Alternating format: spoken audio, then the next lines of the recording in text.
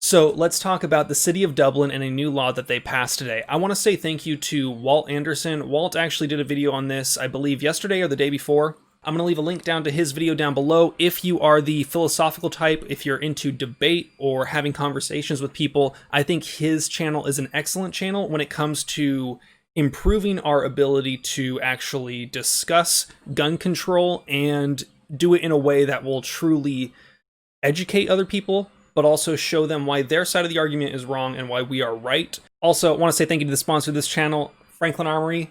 You know the drill. CA7, CA11, CA12, awesome people, awesome company. Very thankful to be a part of them and have them supporting me. Also, shall not comply. We got merch. Check the first link down in the description. So here's the title from PleasantonWeekly.com. Dublin City Council passes new gun storage law.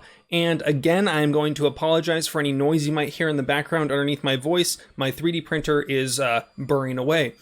Gun owners must lock their firearms inside a container or use a trigger lock. Now, this might be something that many of you in California are already aware that the state of California requires that if you live in a house with someone under the age of 18 or with a prohibited person, be it a felon, be it a person that is, 5150, whatever it is, mental health reason that they can't own a gun, if you are in the home of someone or you have in your home either your kid or someone else's kid or a person that is a prohibited person, your firearm, when it is not physically in your person or physically under your control, would have to be locked up. Now, if you want specifics on the actual legal text, I have a video on that below. You can check out my playlist for California gun laws for more information on that.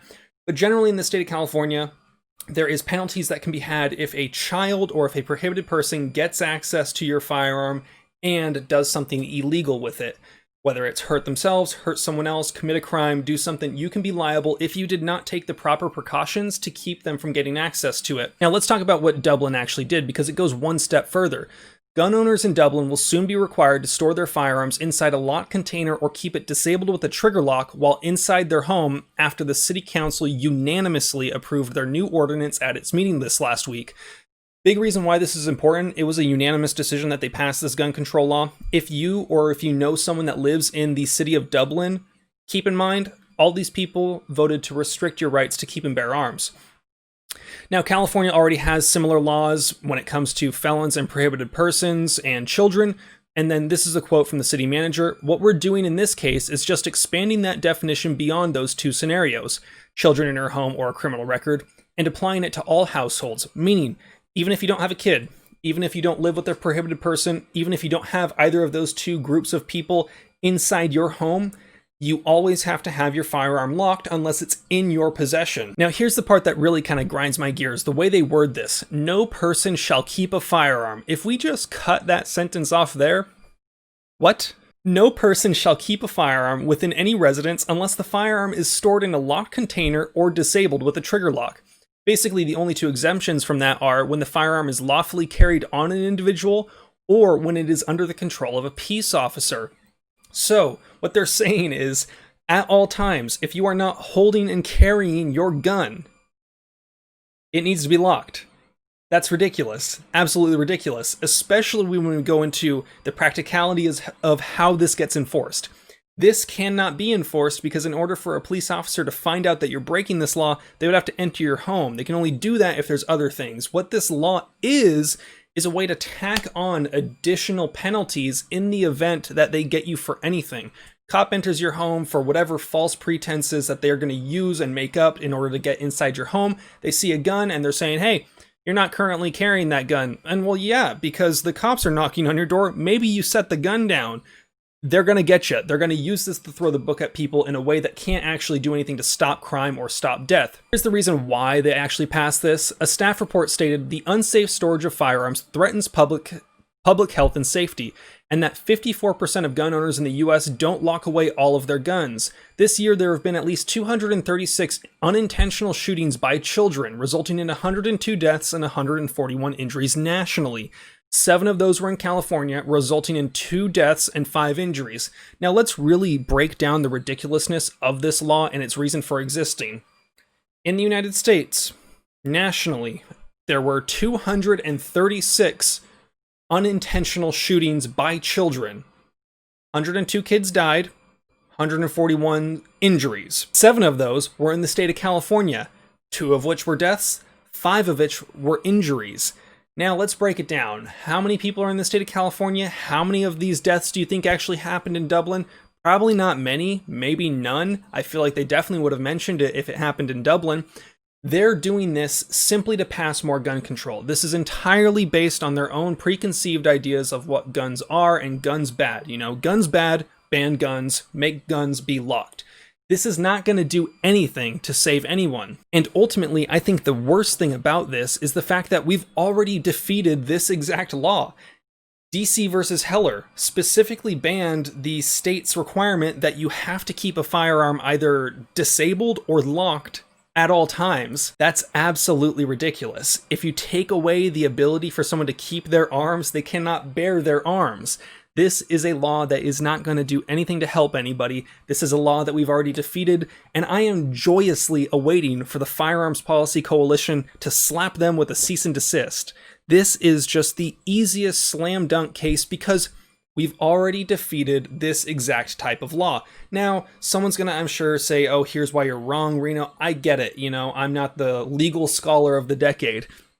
But we're all very aware how this does affect people's rights to keep and bear arms. Now, here's the deal. It might be a good idea to have your firearm locked up when you're not home, or if you live with kids, or if you live with a prohibited person that you think is so dangerous that they shouldn't have guns around them. That might be a generally good idea, but it depends entirely on the kid. It depends entirely on how much you trust the person you live with, how much you trust the people you live with, and it depends entirely on your neighborhood. If your home is a bank vault, and you don't have your gun locked up inside a specific lock that can be pried open with a crowbar, you know, maybe that's not the end of the world. These laws don't exist to actually stop crime or keep people safe. These laws exist to restrict your rights. This law is not going to do anything good. What this law is going to do is make it so that when seconds count and the police are minutes away, you're going to have to take maybe 5, maybe 10, maybe 30 seconds to open up your safe or locking device. Let's say you fumble. In a typical home defense situation where someone kicks down the door or where you're surprised or startled, generally you don't have the upper hand because you are reacting. You are not prepared for them to kick the door down in that given moment. And I don't care. I know someone's going to say, I'm ready at a moment's notice. I'm always ready. I'm always prepared. Yeah, you know, generally we're probably prepared. If you're watching this channel and you own guns, you're probably more prepared than the average person for that kind of situation. But I highly doubt that you're always trained at the low ready with the safety ready to be flicked off and ready to pull up on your door. I truly doubt that. If that's how you live your life, stop it. Get some help. This law is going to do nothing good. It's going to hurt people that need to keep their guns in a safe way that allows them to access it quickly. This law is going to hurt people that need to keep their firearms ready.